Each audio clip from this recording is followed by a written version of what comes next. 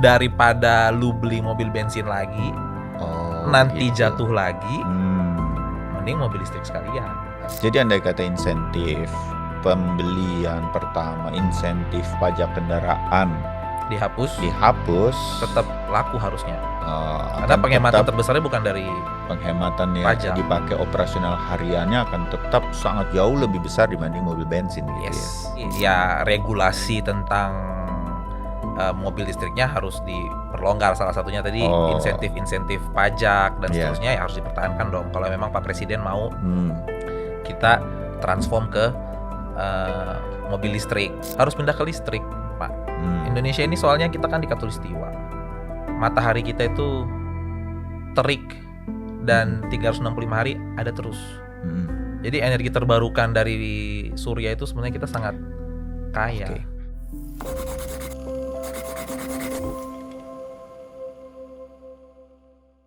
Halo, kita ketemu lagi. Saya Bayu Sutiono untuk podcast Siber Singkat Berita.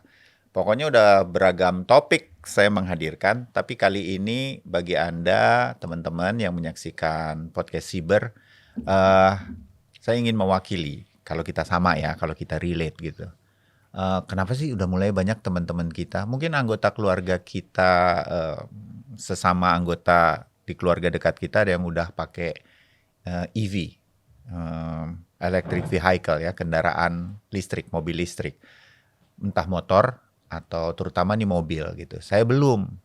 Nah, dalam perjalanan ini ada negara yang saya bilang sih selama ini jadi saingan kita, Vietnam, yang sekarang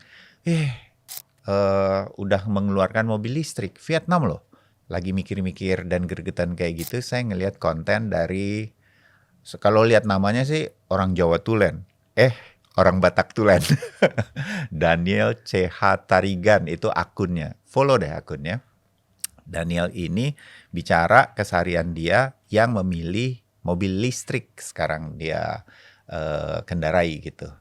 Jadi saya mau ngobrol sama dia. Kenapa dia milih mobil listrik? Dan kenapa mobil listrik yang dia pilih dari begitu dikuasainya kan sama pasar mobil listrik Cina, dia pilih yang Vietnam gitu. Makin gregetan dong gua sama dia gitu. Kalau ngelihat akun IG-nya. Oke, kita langsung ngobrol dan sapa Daniel Christian Tarigan. CH-nya tuh Christian kan? Christian, betul. Oke. Dan salam kenal dan terima kasih mau mampir di podcast Singkat Berita. Siap. Boleh dong gua gregetan sama keputusan lo gitu ya. Gue masih berpikir, emang udah sebegitu siapkah infrastruktur kita mengenai mobil listrik gitu. Amerika aja belum sebegitunya, Jepang juga masih lihat-lihat.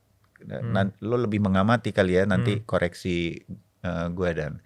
Tapi lo di konten lo milih, oke nih mobil listrik, lo pilih ke sana.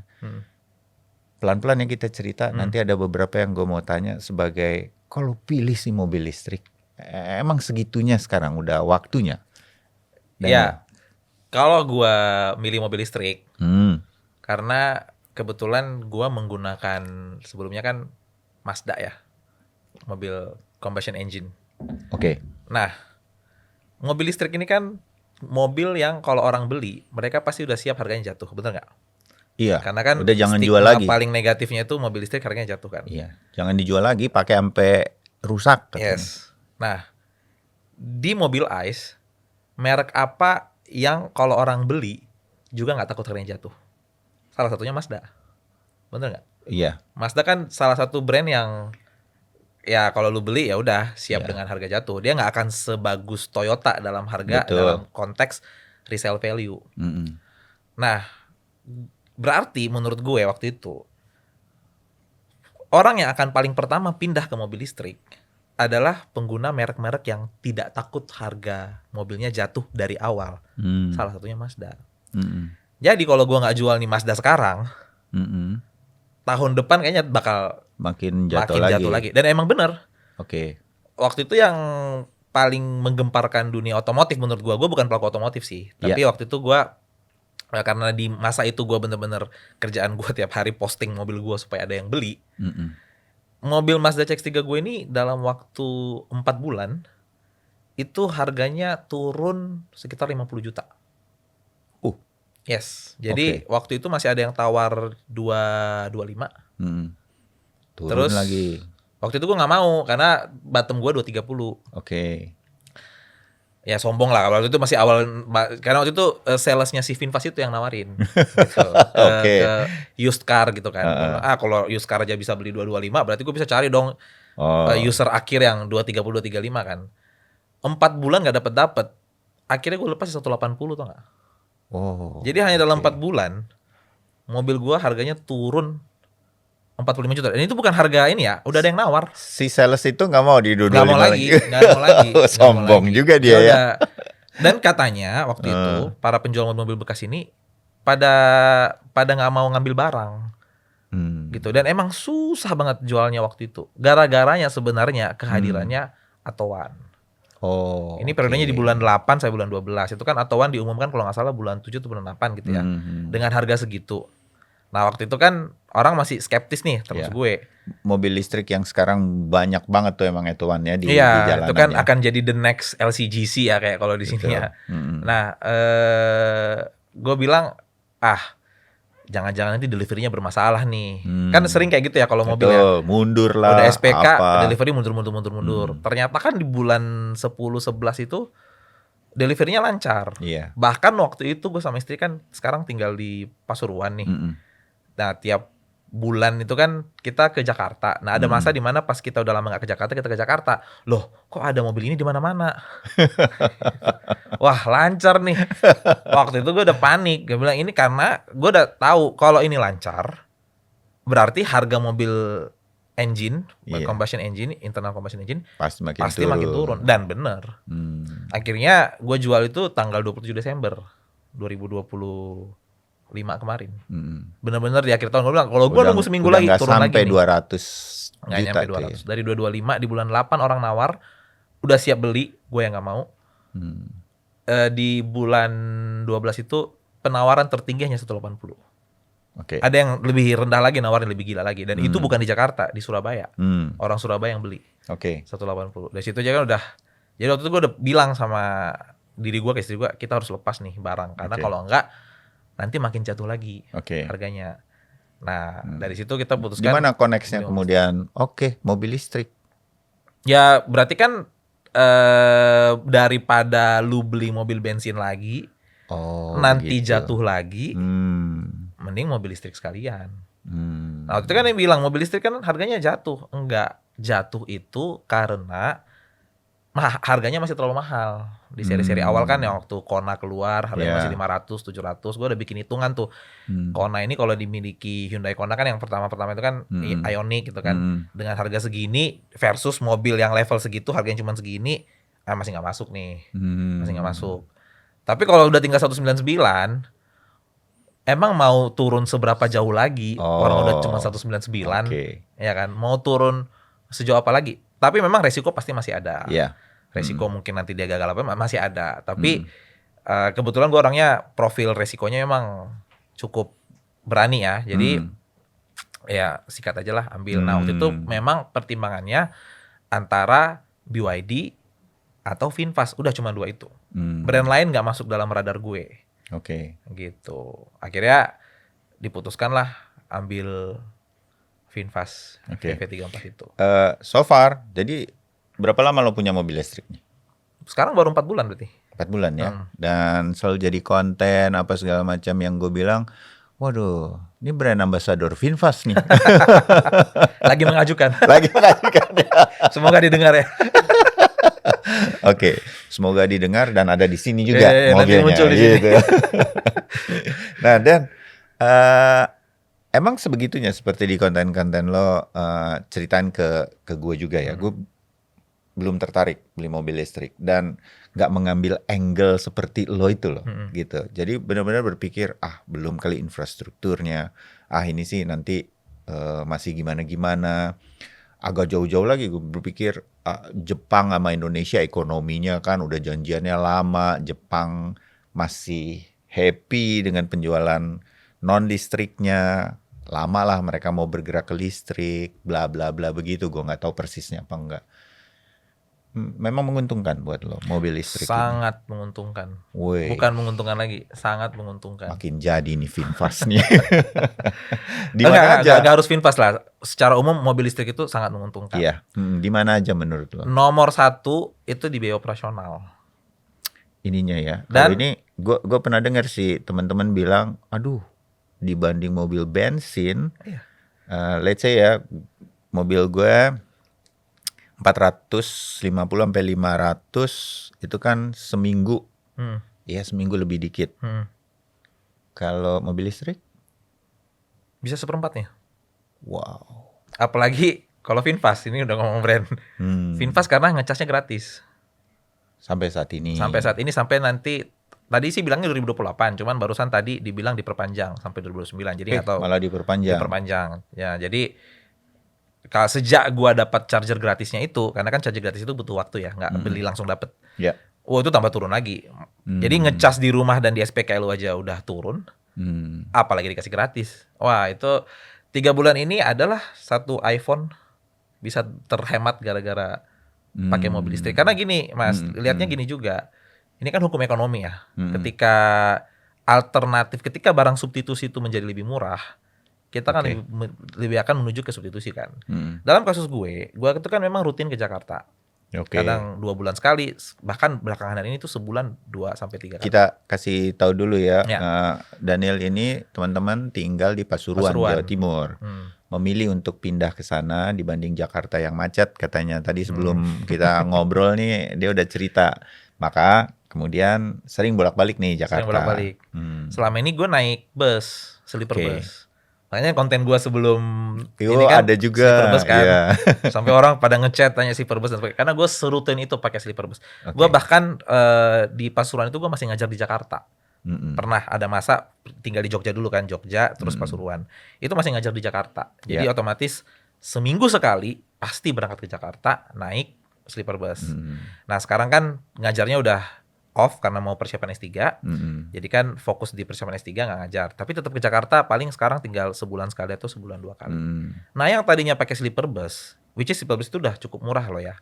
Kan 600 ribuan per orang kali 2 sama istri 1,2 one way kan. Gara-gara ada mobil listrik, kita jadinya pakai mobil listrik terus. Dan itu jauh lebih murah daripada naik sleeper bus. Karena kan naik sleeper bus sampai di Jakarta lu harus keluar spending lagi untuk transport selama di dalam Jakarta ini kan. Nah, kalau mobil listrik kan udah ada. Mungkin secara expense berangkat dan pulangnya sama aja kalau ngecas. Karena kan tolnya aja udah 900 ribu tuh kalau full tol ya. Apalagi gua kadang-kadang nggak full tol. Karena mobil listrik itu kebetulan kalah di tol. Jadi gue udah ngalamin 5 kali nih Surabaya Jakarta PP, Pasuruan Jakarta. Lebih menguntungkan tidak lewat tol full. Jadi beberapa titik aja kita lewat tol, beberapa titik enggak. Kenapa? Karena mobil listrik itu kalau kita terlalu cepat jalannya, baterainya cepat habis. Akhirnya kompensasinya banyak ngecas. Nah, kalau lewat jalan tol kecepatan cuma 80-100, yang mending lewat bawah. Segitu juga kan kecepatannya. Tergantung kotanya rame apa enggak gitu. Kalau lewat Semarang ya karena rame masuk tol. Tapi nanti kalau kotanya udah lewat Ngawi misalnya, lewat Madiun, udah keluar aja gitu. Jadi gue selalu kalau Surabaya Jakarta itu mix lah antara tol dan nggak tol. Udah tahu nih titik di mana macetnya, mana masuk, mana keluar, kita udah hafal. Sebegitu detail di konten-kontennya termasuk soal mobil listrik, teman-teman. Daniel ini ngobrolnya tuh dari aspek atau angle-angle perspektif ekonomi. Karena memang ngajarnya untuk bidang itu sih ya. Betul. Gue sebut aja dia ngajar di Prasetya Mulia ya gitu. Juga S2 lo di sana waktu itu. Jadi emang otaknya tuh ekonomi. Dia pikirin semua dari sisi ekonomi gitu kan. Yang kadang-kadang, atau saya deh secara pribadi, kita nih yang relate sama gue ya, nggak terlalu ekonomi kan kepalanya gitu. Tapi jadi masukan. Apalagi selain listrik atau gue sebutnya BBM-nya mobil listrik yang begitu jauh bedanya dengan mobil bensin. Dari segi gaya hidup juga jadi berubah. Maksudnya? Karena mobil listrik ini memang harus pintar ngitung sih. Gitu, dalam artian gini. Gua harus, terutama kalau kita akan pergi ke daerah yang di luar dari range mobil listrik ya. Kan range mobil listrik itu kan cuman ya tergantung merek ya. Kalau kebetulan mobil gua kan cuman 200 50 kilo lah realistisnya. Oke. Jadi paling banyak 250 kilo gue harus ngecas. Berarti kan harus pintar ngatur waktu, ngatur mau stop di mana supaya efisien. Jadi kita udah punya nih daftar kafe yang punya cas mobil gitu. Atau kalau sepanjang rute ini kalau kita mau ngecas di mana aja titiknya itu udah harus terencana semua. Jadi gue selalu bilang kita bawa mobil listrik ini kayak bawa pesawat. Pesawat itu kan kalau kita pilot kalau mau terbang kan dia udah harus tahu alternate airportnya di mana, harus sisakan fuel berapa jam gitu. Nah kayak gitu gua kalau bawa mobil listrik terutama kalau jarak jauh. Tapi kan udah sering jadi itu udah otomatis kan udah ada listnya. Oke, the next charger ada di sini. Kalau misalnya nanti ini nggak bisa ada charger berikutnya di sana. Perubahan gaya hidup seperti itu sih. Sama kita kan nggak ngisi bensin ya. Jadi ngecas ya di rumah. Jadi berapapun isi sisanya ngecas aja. Gitu. Jadi memang cara gaya hidupnya itu udah beda. Setiap malam terutama waktu sebelum dapat charger gratis ya. Sekarang udah dapat charger gratis.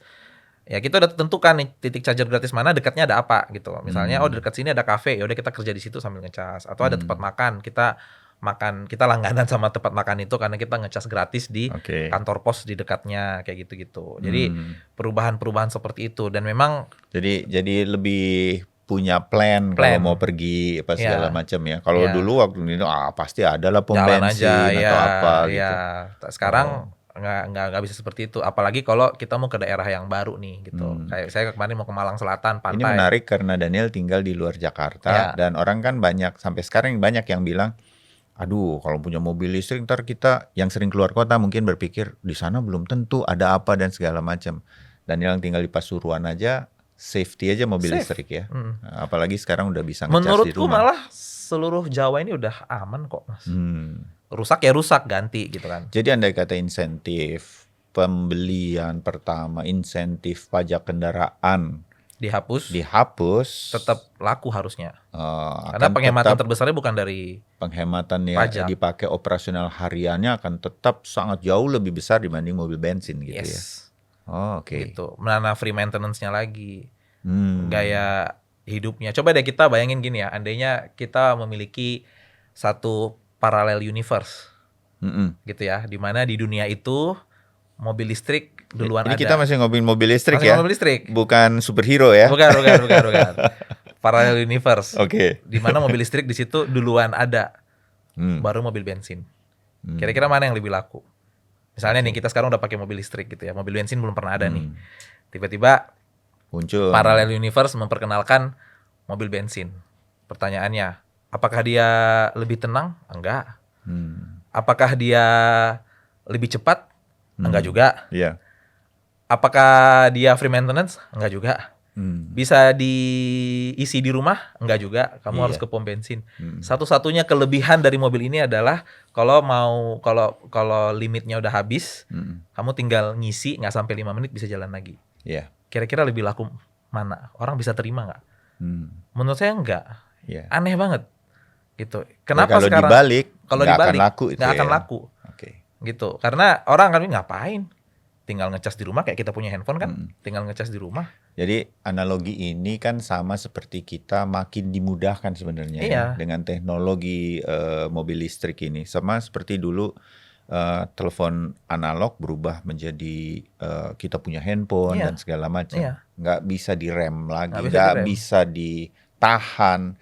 Kita nggak bisa menolak teknologi kalau udah begini gitu ya. Itu tinggal nunggu waktu aja ya.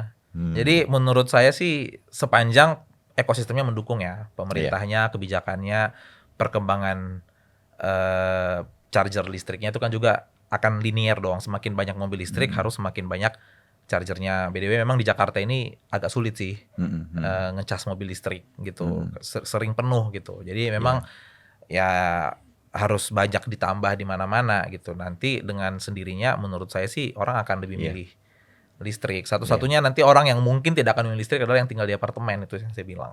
Itu samalah dulu kita juga agak repot kan mencari ngecas HP gitu. Sekarang disediain di mana-mana. Kira-kira gitulah ya.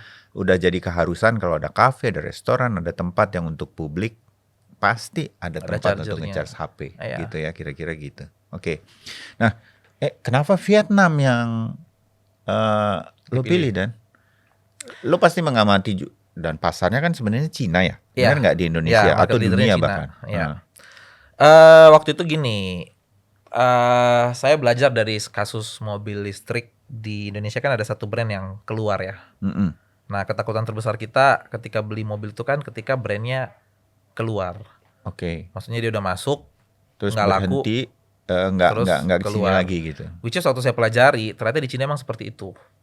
Saya lupa angka pastinya, tapi di Cina itu awalnya ada ratusan brand mobil listrik dan mati semua, tinggal belasan sama puluhan gitu. Yang nggak main mobil listrik ada di handphone, ikut Tiba-tiba ke mobil ikut main listrik, gitu kan? Ya. Jadi waktu itu saya bilang mau cari harus brand yang less likely, paling hampir tidak mungkin kabur dari Indonesia. Nomor satu jelas BYD, karena market share-nya terbesar kan. Yeah. Nomor dua waktu itu pikirnya Wuling. Dan memang Wuling juga market share-nya nomor 2 terbesar untuk mobil listrik. Cuman kayak kurang cocok aja lah Wuling. Karena Wuling kan bilang garansi seumur hidup ya. Nah saya tuh paling gak suka dengan tagline. Malah curiga loh ya. Bukan cuman curiga sih, karena orang suka lupa. Kata seumur hidup itu bukan seumur hidup lu, tapi seumur hidup perusahaannya.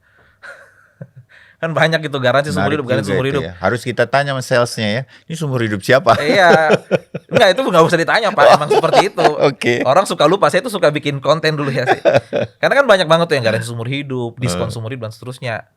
Nah terus saya bilang, ingat loh ya, kata-kata garansi seumur hidup itu bukan seumur hidup barang lu atau seumur hidup lu. Lifetime warranty-nya udah jelas si seumur hidupnya si perusahaan. Ya kalau perusahaannya udah nggak hidup ya nggak hilang. Iya. Jadi garansi seumur hidup itu too good to be true menurut saya. Okay. Nah jadi nggak terlalu percaya lah gitu, nggak meyakinkan lah gitu. We don't even check sih sebenarnya kalau Wulingnya. Nah berarti nomor 3 Vietnam, kan ada Geely dan sebagainya. Cuman dari segi brand saya lihat pabriknya ternyata masih CBU dan seterusnya. Nah Vietnam ini waktu itu saya cek beritanya. Oh, pertama dia punya taksi. Ya, masuk di Indonesia nih kan. Iya, Green SM kan. Wah, itu aja ribuan dan penetrasinya gila-gilaan. Sampai di kota kelahiran saya juga udah ada tuh di Makassar. Betul. Cepat taksi Green SM, cepet banget. Terus dia bangun chargernya. Ekosistem chargernya kan. Dan waktu saya lihat di websitenya, wah banyak banget. Itu sampai saya teliti loh. Kan saya tinggalnya di desa kan. Di Pasuruan itu bukan di kotanya, di Pandaan. Saya lihat kantor pos dekat saya ada berapa? Ada 5. Saya cek semua 5 kantor pos itu. Ada loh, beneran ada. Jadi apa yang lo baca di berita katanya begini, cek langsung di lapangan. Iya, langsung cek langsung. Jadi di tempat saya itu ada 5 kantor pos terdekat, itu saya datangin semua. Chargernya beneran ada, cuma nyala nggak taunya kan nggak tahu ya. Karena kan belum punya mobil listrik waktu itu. Tapi setidaknya ada lah, gitu, dan menyala gitu. Nah, terus baca berita lagi, dia buka pabrik. Investasinya berapa triliun gitu untuk buka pabrik. Jadi waktu saya bilang brand ini kayaknya nggak mungkin kolaps secepat gitu itu, nggak mungkin nggak serius. Karena there's a lot of things to lose kalau dia mau ini kan dalam ekonomi kan gini, sunk cost itu semakin besar juga risiko untuk exit. Iya. Gitu. Nah kalau brand-brand baru saya lebih khawatir. Gitu, karena apalagi kalau brandnya dibilang oh ini anak perusahaannya si brand yang lebih besar, wah itu lebih khawatir lagi. Kenapa nggak masuk sebagai brand besarnya? Kenapa harus pakai anak perusahaannya? Berarti kan lu sedang melakukan perencanaan seandainya anaknya ini nggak laku, dia bisa exit tanpa perlu melukai parentnya kan? Logiknya kan seperti itu. Emang ada apa dengan brand lu? Kenapa brand lu harus punya sub brand yang dimasukkan ke Indonesia? Itu susahnya kalau dosen udah meneliti itu sampai segitunya. Itu malah masuk akal. Sesimpel bahwa brand Cina makin banyak, makin bersaing sendiri mereka sebenarnya. Kan sesimpel itu ya. Sementara di Vietnam cuma si VinFast ini yang sepertinya makin besar dan mulai melakukan penetrasi keluar Vietnam gitu ya. Nggak denger lagi brand lain kan di Vietnam gitu ya. Jadi make sense lah, ini kayaknya mereka serius nih gitu ya. Ada yang bilang laporan keuangannya rugi. Ya iyalah, namanya lagi bakar duit.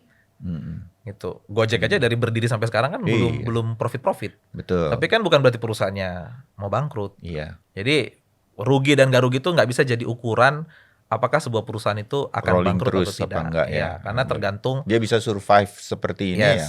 Karena kan bangkrut itu adalah masalah cash flow. Iya. Nah, yang punya Vinfast ini waktu gua cek, oh memang konglomeratnya Vietnam itu kayak yang punya Astra di sinilah kasarnya kayak gitu. Jadi oh ya udah, kayaknya dia nggak akan segampang itu. Cash flow-nya pasti ada. Once dia memutuskan untuk exit, berarti memang bisnisnya sudah tidak ada prospek. Bukan tidak profitable. Tidak profitable-nya sih mungkin sampai 10 tahun ke depan dia nggak profitable. Tapi dia hanya akan stop ini ketika dia nggak ada prospek. Semua pebisnis kan seperti itu. Mereka nggak ada masalah bakar uang. Yang penting mereka masih melihat prospek. Once mereka nggak melihat prospek, mereka cabut. Gitu. Itu kan makanya ada startup yang tiba-tiba nggak bisa bayar gaji karyawan karena si investornya merasa udah nggak ada prospek. Udah duitnya gua cut, nggak bisa nih. Udah lu mati, urus sendiri karyawan lu gimana kayak gitu. Dimengerti. Dan bagian-bagian ini jadi pertimbangan lo lah ya gitu. Nah kan perspektif lo udah kita dengerin semua nih sebagai pengguna langsung dan dijadiin konten-konten di akun IG lo dan apa ya? Gue bukan minta lo jadi pengamat ekonomi sih ya, cuma bahwa ini kan gini, Vietnam udah masuk ke industrinya, berarti sebentar lagi negara ini juga akan siap seperti juga Cina siap dengan semua udah listrik di sana, udah nggak ada suara kendaraan katanya kalau kita ke Beijing, Shanghai gitu. Vietnam juga akan begitu. Indonesia sampai saat ini mungkin gua nggak sepenuhnya benar ya, kayak jadi pasar terus. Padahal kan kita nikel kita diincer orang nih. Kita bisa jadi produsen baterai untuk mobil listrik, the next teknologi, the future itu kan nanti listrik gitu. Kita kok kayak belum ngapa-ngapain gitu. Nah dari sisi itu boleh dong. Benar kan gue gregetan, kenapa Vietnam duluan yang minimal kita ada produksi motor listrik kayak apa gitu kan. Ada kan Polytron. Ya. Tapi belum sebegitunya. Tapi belum kan? Ya setuju. Harusnya kita bisa duluan dong gitu. Anyway nih, menurut lo gimana? Untuk itu jawaban gue akan sangat bold dan sangat straightforward Pak. Indonesia itu memang tidak akan pernah bisa jadi industri negara yang industri based seperti Cina maupun Vietnam kalau para pengusaha dan pemerintahnya masih seperti sekarang.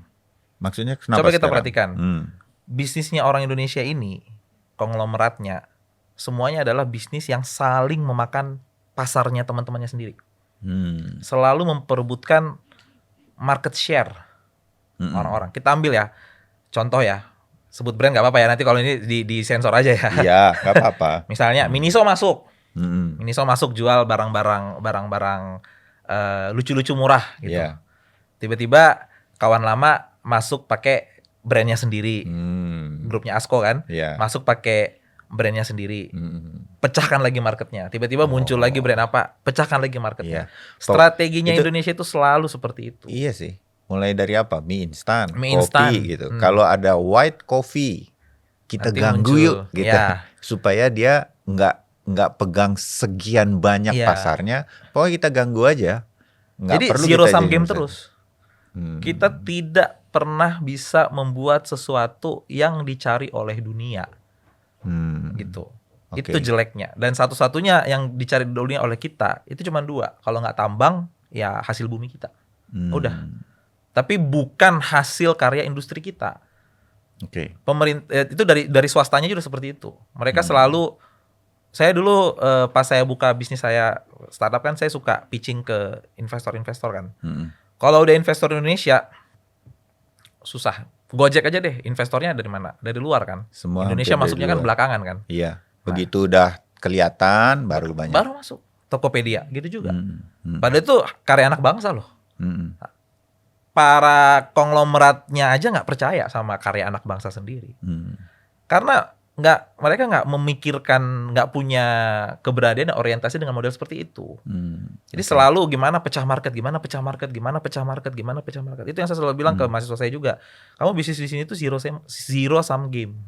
Kalau lo berhasil, pasti nanti ada yang ganggu lo sebentar lagi. Gitu. Apa yang dilakukan Vietnam? Kenapa dia bisa cepat gitu? Dukungan pemerintah. Nah, di sini mainannya dukungan pemerintah. Oke.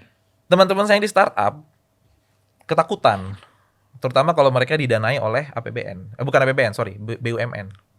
BUMN kan punya ventures yang tugasnya danain ini kan. Karena sekarang belum jelas apakah kalau ventures itu rugi dan investasinya pemerintah di situ jadi failed, apakah itu akan dipidanakan atau enggak. Ngeri. Jadi aturan main seperti aturan itu mainnya aja udah orang udah takut. Kita kembali ke mobil listrik lah. 2012-2013 kan Pak Dahlan Iskan itu sudah bikin mobil listrik sebenarnya. Iya, kita udah sempet dengar kan itu. Udah, itu saya ikutin banget karena waktu itu kebetulan saya waktu itu ngefans banget lah sama Pak Dahlan Iskan. Apalagi waktu dia jadi direktur PLN kan. Karena waktu itu saya punya usaha bisnis, udah beli mesin ratusan juta, nggak bisa dipasang karena PLN nggak bisa nyambungin listrik. Nah, waktu itu diganti, waktu itu Pak Dahlan Iskan jadi direktur PLN jadi bisa gitu. Jadi gue wah keren banget nih orang ini, orang bisa mencahin masalah bisnis gue gitu. Jadi gue kagum lah sama bapak ini kan. Jadi ketika beliau membangun mobil listrik itu, wah ini berhasil. Tapi kan kita lihat ujungnya gimana, nggak bagus kan. Bahkan beliau sempat diperiksa, bahkan kalau nggak salah sempat jadi tersangka. Betul. Udah sengaja manggil orang dari luar negeri, insinyur untuk ngerjain, malah jadi nggak, pemerintahnya juga nggak mendukung. Jadi sepanjang ini belum kita ubah, ya kita nggak akan pernah menjadi negara industri. Kita akan jadi market terus. Jadi will dari pemerintah mau bawa kemana sebuah industri gitu. Kayaknya sudah lebih dari will sih Pak.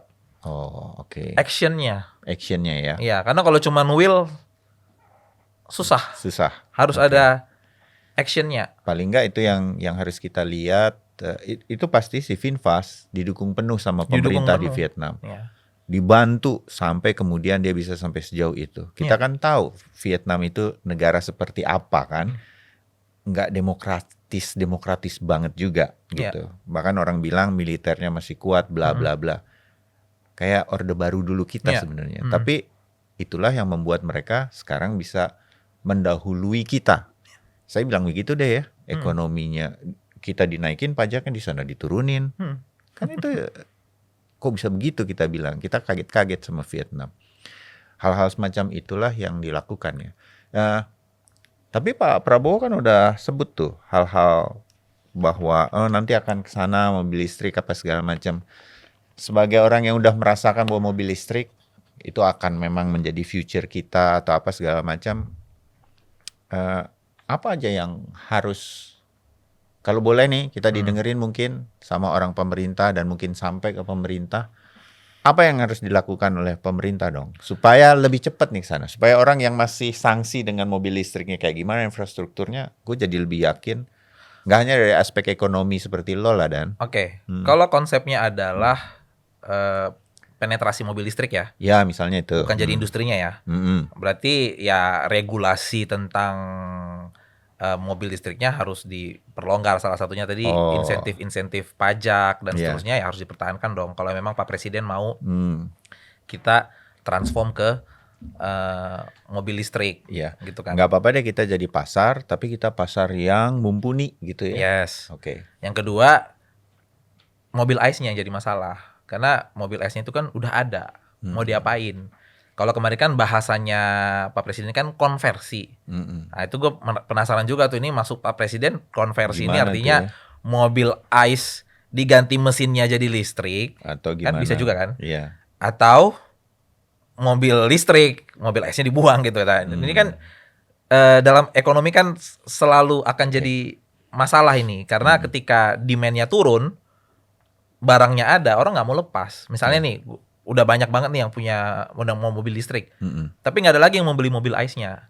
Akhirnya kan stuck di situ juga. Kalaupun bicara kita soal mobil ICE ini, mobil bensin, masih ada banyak kepentingannya. Anyway, kita bisa melakukan shifting dengan cukup cepat dari minyak tanah ke gas, kira-kira. Walaupun nggak apple to apple nih, tapi itu kan cepat dilakukannya. Tapi kan butuh SPBG-nya lagi nanti. Betul. Nah, cepet juga. Maksud saya itu bisa dilakukan gitu. Nah, kalau memang mau seperti itu kira-kira ya. Tapi gue setuju harus pindah ke listrik, Pak. Indonesia ini soalnya kita kan di khatulistiwa. Matahari kita itu terik dan 365 hari ada terus. Jadi energi terbarukan dari surya itu sebenarnya kita sangat kaya. Oke. Harus kita buat matahari yang begitu kaya itu, sinar matahari itu jadi Sumber utama. fungsional. Sesimpel Iya. itu sebenarnya ya. Iya. Sebenarnya Mau jadi Menteri SDM juga? aduh. Nantilah setelah S3 kali ya. Oh, amin. Sebenarnya gue berharap banget sih, harusnya Eh, solar farming terbesar itu adanya di Indonesia dong. iya. Kita negara dengan penduduk nomor 4 terbesar di dunia yang ada di Khatulistiwa. Nomor 1 Cina kan nggak di Khatulistiwa, dia di Iya. utara. Berarti mataharinya kan tidak sekaya kita, Iya. tidak seterik kita. Ada masa-masa di mana mataharinya jadi tidak Setuju. terlalu bagus gitu. Nomor 2 siapa? India juga ya oke lah, dia di Khatulistiwa. Tapi kita benar-benar dilintasi garisnya gitu. Dilintasi garisnya otomatis sumber energi dari situ tuh sangat kuat, sehingga Oke. menurut gue pas banget nih kalau memang pemerintah mau semuanya serba listrik. Hmm. Di tempat saya Pak, jangankan ini, kompor di rumah saya udah listrik Pak. Mm. Kita udah nggak pakai LPG lagi. Jadi pas LPG ini lagi Katanya akan langka atau bilang itu, jangan lo tenang-tenang aja. tenang-tenang aja. Tapi masalahnya di sini sih menurut gue juga PLN nih. Itu gue punya teman di PLN. Kenapa sih nambah daya itu harus bayar? Itu loh Oke. yang bikin orang males punya Iya. listrik. Maksud gue coba deh dipikir dengan common sense ya. Ya. Lu lagi rugi karena produksi lu berlebihan kan. Mm. PLN kan lagi kelebihan listrik nih. Iya. Lu rugi gara-gara itu kan. Tapi lu sendiri ketika orang mau nambah daya lu masih charge. Iya. Padahal mau kelebihan itu kan bisa dipakai. Bisa kan? dipakai. Iya. Dan nggak mungkin dong Pak kalau listrik lu tadi 2.200 sekarang 5.500 tagihan lu sama, nggak mungkin. Iya. Makanya gue bilang kenapa lu nggak gratisin aja tambah daya? Toh nanti dari biaya bulanan itu akan ada kan. Iya. Iya. Udah gitu, itu hambatan terbesar menurut gue. Kenapa kita nggak bisa konversi ke listrik? Oke. Nggak cuma di kendaraan ya. Ada 3 tawaran nih, berarti Direktur PLN nggak mau juga. Lu konsultan aja deh. Gue tuh heran banget sebenarnya sama PLN ya. Maksudnya lu rugi, kenapa lu masih suruh Setuju bayar? sih. Iya kan? Iya. Jadi, Teman gue sih bilang gini ada loh, gini. posnya. Ketemu langsung sama Daniel, gue jadi sesimpel itu. Kalau ngelihat follow deh akunnya ya.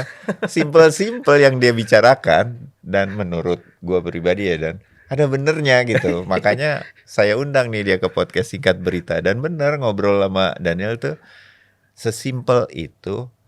Dan kita jadi bingung ya, kenapa nggak dikerjain? jadi sesulit itu Iya, sih. kenapa gitu. jadi rumit begitu sih? Iya, jadi rumit begitu. Gitu. Teman gue sih bilang, dia bilang ada biayanya itu kalau nambah daya. Iya. Ya udah, kalau ada biayanya, gimana kalau biayanya itu diserap dalam tagihannya? Iya.